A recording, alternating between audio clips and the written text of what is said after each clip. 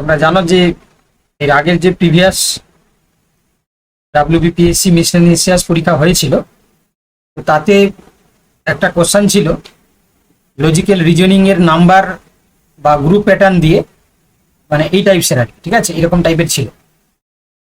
আমি মনে করলাম যে এই টাইপটাও তোমাদেরকে প্র্যাকটিস করিয়ে দিই। কি বললাম বুঝতে পারলে? তোমরা নিশ্চয়ই পিডিএফটা খুলে দেখেছো, আমি তো অনেক আগে দিয়েছি পিডিএফ তোমাদের। তো যেহেতু এইরকম টাইপস ছিল, আমার মনে হলো যে এরকম টাইপটা তোমাদেরকে আমি প্র্যাকটিস করিয়ে দিই, তাই না? কি বলছি বুঝতে পারলে? তো চলো আমরা এটা আমরা বলতে পারি যে লজিক্যাল রিজনিং এর নাম্বার অ্যান্ড গ্রুপ প্যাটার্নস, ঠিক আছে। তো এই ধরনের কোশ্চেন যেহেতু পরীক্ষায় আসছে বা থাকবে, তো প্র্যাকটিস করে নাও। দেখো, প্রথম কথা হচ্ছে কি, লজিক্যাল গ্রুপ প্যাটার্ন যেটা কোশ্চেনটা কেমন হয় না, এই ধরনের রিজনিং এর সংখ্যাগুলিকে সেমিকোলন বা বন্ধনী দিয়ে আলাদা আলাদা গ্রুপে ভাগ করা হয়। আর সাধারণত দুটি প্রধান নিয়মে এই ধাঁধাগুলো সমাধান করা যায়। একটা হচ্ছে কি তোমার ইন্টার গ্রুপ সম্পর্ক, হ্যাঁ, প্রতিটি গ্রুপের প্রথম সংখ্যার সাথে পরবর্তী গ্রুপের প্রথম সংখ্যার একটি নির্দিষ্ট গাণিতিক সম্পর্ক থাকে, ঠিক আছে। আর একইভাবে দ্বিতীয় কিংবা তৃতীয় সংখ্যাগুলিও আলাদা আলাদা সিরিজ বা গঠন করে।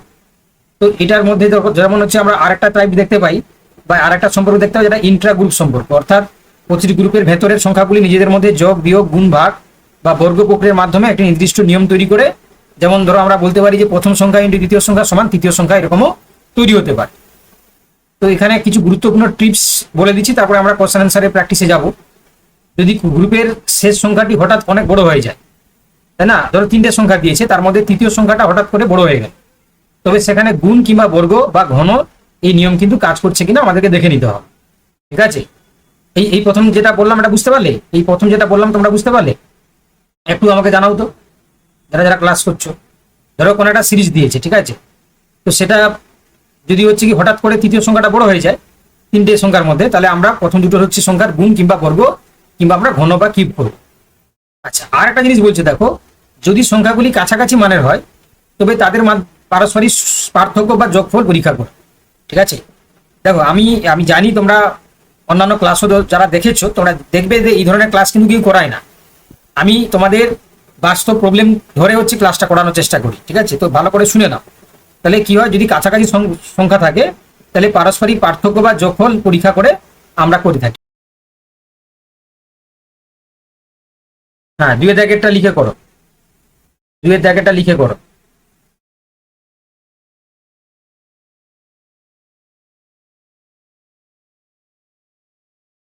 দুইয়ের জায়গাটা লিখে সবাই অ্যান্সারটা করো।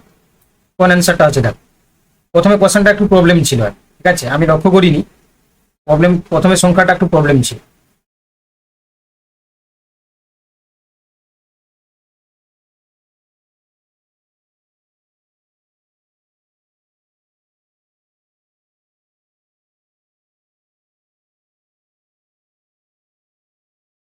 দেখো, তাহলে এখানে যারা তোমরা অপশন দেখতে পাচ্ছি অনেকেই এ বলছে, তাই তো?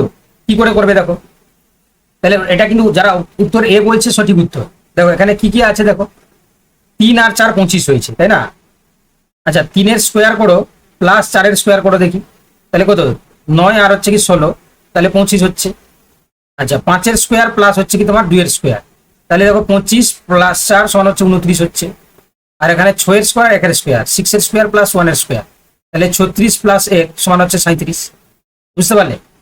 বুঝতে পারলে সবাই?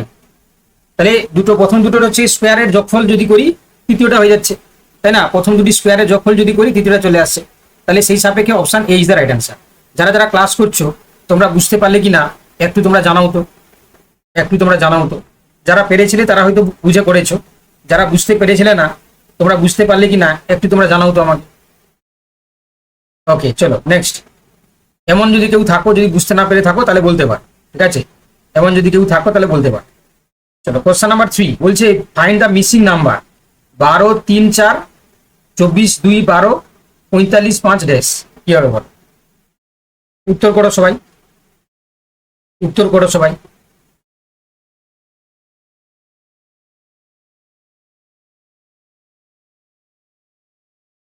আমি দেখতে পাচ্ছি প্রত্যয়, কৌশিক, ইস্মতারা, রিঙ্কি, সুনীল, অঙ্কন সবাই কিন্তু সঠিক হচ্ছে। তাহলে এটা কি হবে, প্রথম সংখ্যাকে দ্বিতীয় সংখ্যা দ্বারা ভাগ করলে তৃতীয় সংখ্যা চলে আসছে। 12-কে 3 দিয়ে ভাগ করো 4 আসছে, 24 কে হচ্ছে কি তোমার 2 দিয়ে ভাগ করো, 12 চলে আসছে। তাহলে 45 কে হচ্ছে কি 5 দিয়ে ভাগ করলে 9 5 45। তাহলে option B is the right answer. চলো পরে কোশ্চেন চলো।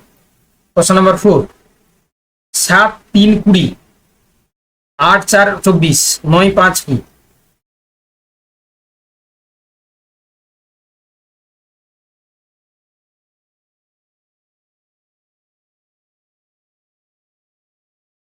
এই তো অনেকে ধরতে পেরে গেছে, কৌশিক, প্রত্যয়, ইসমতারা, রিঙ্কি, তারা বলছে অপশন বি। এই দেখো 7 প্লাস 3 সমান হচ্ছে কি 10, ইন্টু 2 করে দাও 20, 8 প্লাস 4 সমান হচ্ছে 12, ইন্টু 2 করে দাও 24, 9 প্লাস 5, 9 5 14, ইন্টু 2 করে দাও, এটা কে যাবে 28, 14 দিনে 28, তাই না? তাহলে উত্তর হয়ে গেল কি অপশন বি। হ্যাঁ বলো। 19 বুঝতে পারলে, মানে প্রথমের বর্গের যে মানটা আসবে সেটা তৃতীয় মানটা আসবে, আর মাঝেরটা দেখো 3 4 5 এরকম করে আছে। বুঝতে পারলে তো 19 নম্বরটা? সবাই একটু বলো আমাকে, যারা ক্লাস করছো একটু জানাও।